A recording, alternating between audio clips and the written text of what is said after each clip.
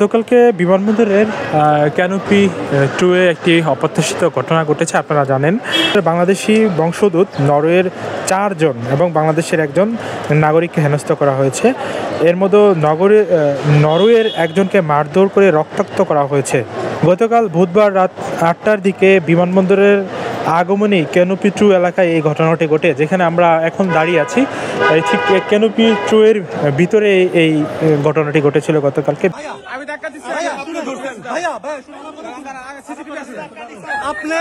বিমানবন্দরের আইন শৃঙ্খলা রক্ষাকারী বাহিনী একটি সূত্রে জানা যায়,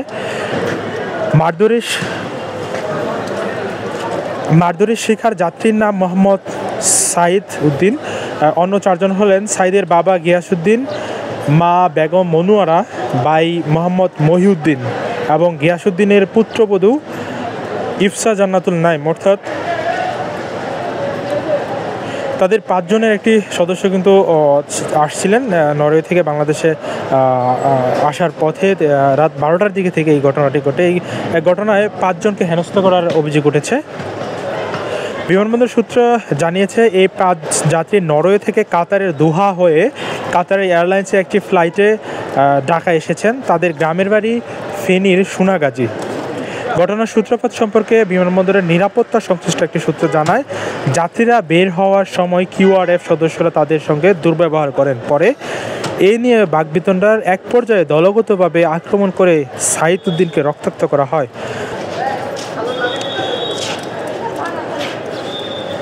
এর পরবর্তীতে আর্ম পুলিশ ব্যাটালিয়নের একটি বক্তব্য আমরা শুনতে পেরেছিলাম যে আর্ম পুলিশ ব্যাটালিয়নের অধিনায়ক শিহাব কায়সার খান তিনি বলেছিলেন, 2 ছেলে, বাবা ও 1 মেয়ে, ভাইয়ের স্ত্রী সহ পরিবারের 5 সদস্য নরওয়ে থেকে ঢাকায় আসেন। কোনো একটি স্থান থেকে তাদের সরে যেতে বলা নিয়ে বাকবিতণ্ডা থেকে এই ঘটনার সূত্রপাত বলে প্রাথমিকভাবে জানতে পেরেছি। পরে 1 ছেলে আঘাতপ্রাপ্ত হয়েছেন।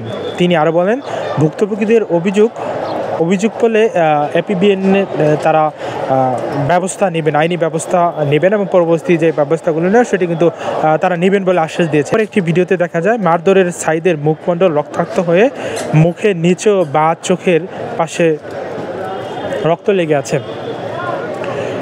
গতকালকের পরে কিন্তু রাতে আমরা দেখেছি এটা নিয়ে বেশ সমালোচনা তৈরি হয়েছে এবং আজকেও আমরা বিমানবন্দরে এসেছিলাম, এখানে যাত্রীদের সাথে কথা বলেছিলাম এবং তারা যেটি বলছিলেন এর আগে বেশি অনাকাঙ্ক্ষিত ঘটনা ঘটে যেত, যদিও এই বর্তমান সরকার আসার পরে অনেকটাই কমেছে এবং তারপরেও তারা বিষয়টি খতিয়ে দেখার জন্য বিমানবন্দরের কর্তৃপক্ষদের দৃষ্টি আকর্ষণ করেছিলেন। এছাড়াও বলে রাখি যে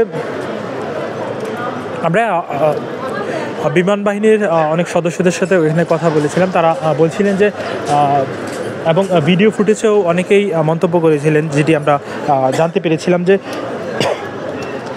সংশ্লিষ্ট যে ব্যক্তি রয়েছেন মোহাম্মদ সাইদ উদ্দিন, তিনি কিন্তু বের হওয়ার সময় এখানকার নিরাপত্তার কিউআরএফ সদস্যরা তাকে সরে যেতে বলেন এবং পিছনে যারা যে যাত্রীগুলো আসছিলেন তাদের যাতায়াতের সুবিধার জন্য তিনি এটি বলছিলেন। এক পর্যায়ে উত্তেজিত হয়ে বাকবিতণ্ডার সৃষ্টি হয়।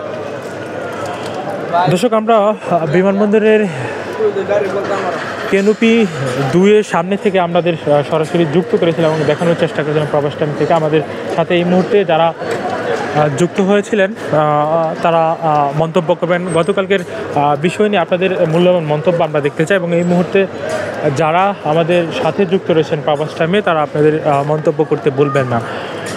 সবসময় প্রবাসীদের খবর নিয়ে প্রবাস টাইম আপনাদের সাথে সবসময় থাকে এবং থাকবে। আমাদের সাথে এতক্ষণ যুক্ত থাকার জন্য সবাইকে ধন্যবাদ জানাচ্ছি। কারো কাছে স্বপ্ন পূরণ, কারো আনন্দের উপলক্ষ, আবার কারো জীবন পাল্টে দেওয়ার মুহূর্ত, কখনো জীবন বাঁচাতে সর্বোচ্চ গতিতে উড়ে চলা, কারো আবেগের শেষ মুহূর্ত, আপনজনের শেষ বিদায়ে শামিল হওয়া, এমন সব ইচ্ছে পূরণে সর্বনিম্ন ভাড়ায় দ্রুত গতির বাহন প্রবাসীর হেলিকপ্টার। আপনার প্রয়োজনে যোগাযোগ করুন আমাদের হটলাইনে।